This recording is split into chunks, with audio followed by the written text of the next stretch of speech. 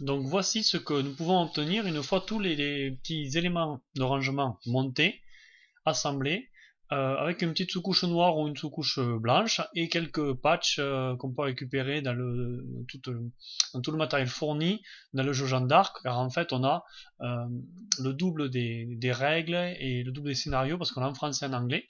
Moi c'est ce que j'ai fait, j'ai récupéré du petit matériel que j'ai collé sur les boîtes de jeu une fois qu'elles étaient assemblées et une fois qu'elles étaient sous-couchées. Donc voilà ce que ça peut donner. Donc ici nous avons tout le matériel assemblé. Donc il s'agit d'une boîte coffre-fort, d'une boîte plastique, d'un présentoir de rangement, d'une boîte supplémentaire et des rangements de toutes les cartes. Voilà, nous avons commandé des petits rangements euh, en, en, en bois, en MDF, qui sont à se monter soi-même. Voilà. Donc je vais tout sortir. Voilà ce que nous devrions avoir. Voilà, donc ça se monter soi-même, mais c'est marqué que il n'y a pas de colle à utiliser. Alors c'est important parce que dans d'autres montages que j'ai pu faire, il faut coller avec la colle à bois ou de la néoprène. Ça veut dire donc qu'il va falloir maintenir avec des petites pinces ou des choses comme ça les éléments afin de les maintenir pendant le séchage. Donc là c'est marqué qu'apparemment ça se monte, ça se clipse, on va voir ça. Donc il y a une petite notice qui explique quoi, qui va expliquer les différents éléments. Donc dans l'offre de base il y a un rangement de cartes ici, pour toutes les cartes personnages, unités, conseils de guerre et autres. Un grand rangement en bois pour mettre des unités si on le souhaite. Ici, alors ça on va voir ce que c'est. C'est un support d'installation pour les cartes et pions de jeu. Ça veut dire que ça aide en même temps au rangement de la boîte et à l'installation du jeu. On sort tout, on a tout de prêt pour jouer.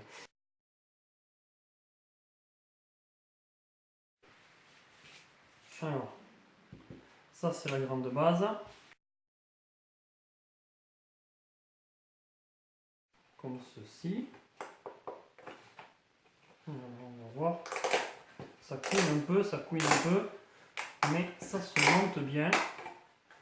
Ça se monte bien. C'est vraiment bien fait parce que honnêtement, voilà. Parce que des trucs qui se montent pas bien, on en a plein. Alors là, vous voyez, c'est rapide apparemment. Hein. On va voir ça. De l'autre côté, je fais ça. Ça couine un peu, mais ça bouge pas, ça s'abîme pas, ça casse pas. Il n'y a pas de problème là-dessus. On le serre bien dans toutes les directions. Voilà. On a quelque chose de rigide là. La boîte n'est pas encore fermée, mais déjà on a quelque chose de bien rigide. Et ici, non, c'est pas comme ça, c'est comme ça. Voilà, ça a l'air un peu plus touchy, peut-être. Pour le fermer, on va voir ça.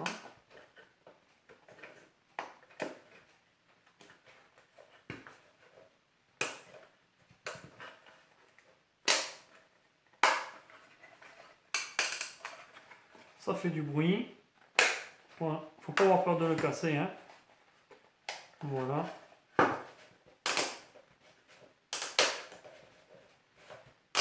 Hein, il vaut mieux ça que se mettre d'alcool sur les doigts pendant des heures. Oh, voilà, là c'est vraiment costaud. Regardez, c'est une boîte. Ouais, c'est vraiment sympa comme matériel. Je ne vais pas me la casser non plus. Et ici aussi pareil, une fois qu'elle sera complètement fermée, je pense qu'on va avoir un joli support.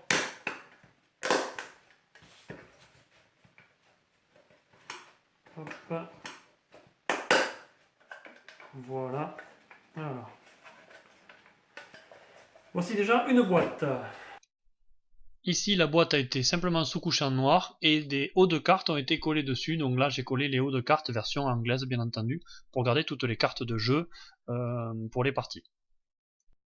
À présent, on va essayer de faire celle-là. Là, il n'y avait que 3 étapes, donc c'était très rapide.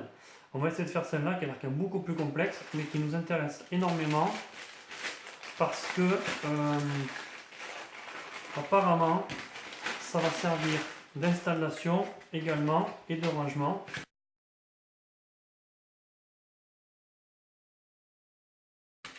On va voir. Donc ça c'est la base. Ouais. Donc, je vais dans le bon sens. Je vais mettre les petits picots. C'est ça.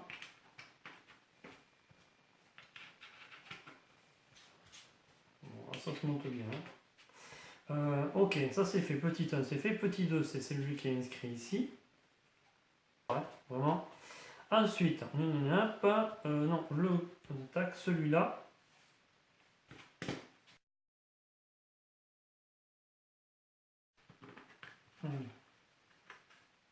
On va le fixer ici. Voilà. Ici aussi.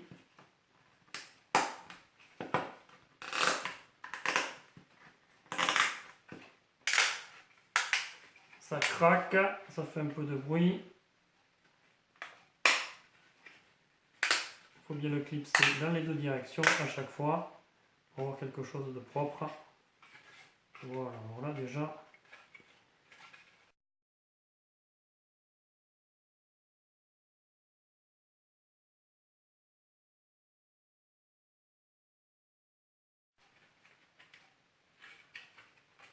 Bon, les côtés sont l'impression tout le temps un peu plus compliqués à monter. Mais je voulais faire une vidéo pour vraiment voir si jamais montait bien. Voilà.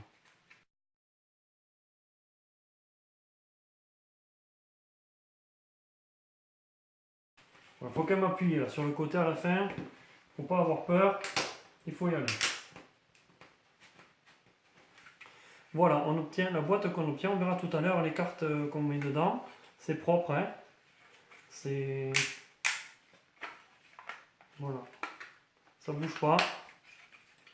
C'est costaud. Allez, on va essayer de faire l'autre qui suit.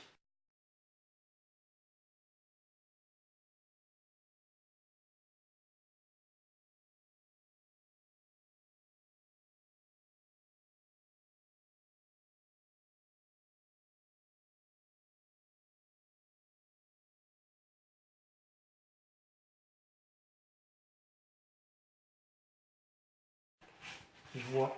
Non. Voilà. Ensuite, celui-là. Ça se monte pas en appuyant comme ça, hein. Il faut prendre un côté. Voilà. Et continuer en suivant comme ça.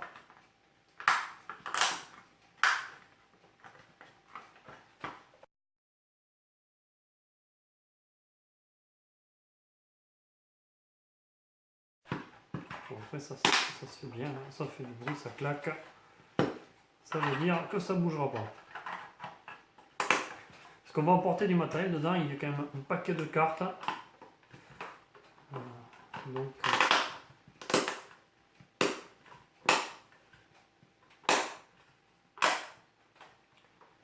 voilà, voilà, voilà.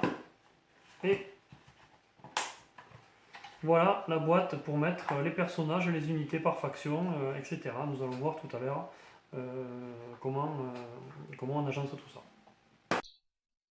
Ici, nous avons la boîte de rangement, sous-couchée en noir simplement. Pareil, avec des cartes collées à l'intérieur pour se rappeler le rangement. Donc moi, j'ai décidé d'avoir un rangement français, anglais, etc.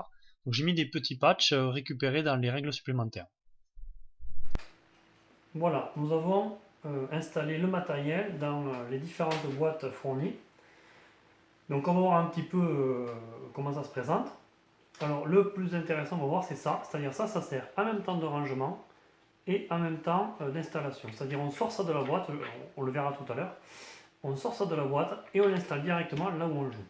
L'avantage de ça, c'est que ça reprend tout ce qu'il y a ici. C'est-à-dire, on va avoir les cartes mythiques qui sont aussi bien tactiques, on va avoir les cartes légendes qui sont aussi bien tactiques que mythiques, qui d'ailleurs ne sont pas reconnaissables autrement parce que quand elles sont cachées comme ça, sont absolument les mêmes. Alors c'est vrai que si on les tourne, il y en a qui sont rouges et il y en a qui sont vertes. Ceci dit, les tas, on ne peut pas les différencier. Alors que là, au moins, ils sont rangés. On sait que on doit piocher une carte tactique. Une carte légende tactique, c'est ici. Et les mythiques, il y a le petit M ici pour montrer que c'est mythique. Ce sont des cartes qu'on utilise à quasiment tous les scénarios. Les cartes mythiques, comme les cartes équipement, ce sont des cartes que l'on retrouve, régulièrement. Je veux dire les cartes légendes et les cartes équipement. Qu'elles soient tactiques ou mythiques, on les retrouve sur tous les scénarios. Donc ça veut dire que on va pouvoir sortir ça, le placer, et déjà de base, on a nos cartes qui sont sorties et qui sont rangées. Toutes nos cartes légendes, toutes nos cartes équipement.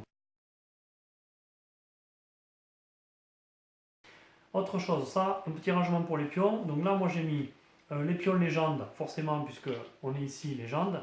J'ai mis ici des pions de dégâts. Les pions de dégâts. Et après, on peut mettre d'autres pions, comme ces pions-là, ou alors d'autres pions de relance ou autre. Mais c'est vrai qu'il y a des pions qui sont déjà sur les plateaux de jeu des joueurs. Donc, comme le pion de relance, ils sont avec, donc c'est pas la peine de les mettre là. Et ça, ce sont les points expérience. Pourquoi je les ai mis là? Parce qu'on va voir que ici au centre, on va mettre tout ce qui est scénario. Pour faire un résumé rapide, nous avons donc un présentoir de rangement prêt à être installé pour démarrer une partie rapidement. Nous avons un coffre type coffre à bijoux dans lequel nous allons pouvoir ranger tous les pions et sortir le petit rangement pour les pions d'activation, ainsi qu'une boîte pour ranger toutes les cartes par faction, une autre boîte de jeu encore pour avoir le rangement des figurines, des socles ou autres, tout ça dans le kit de rangement Sajouvie.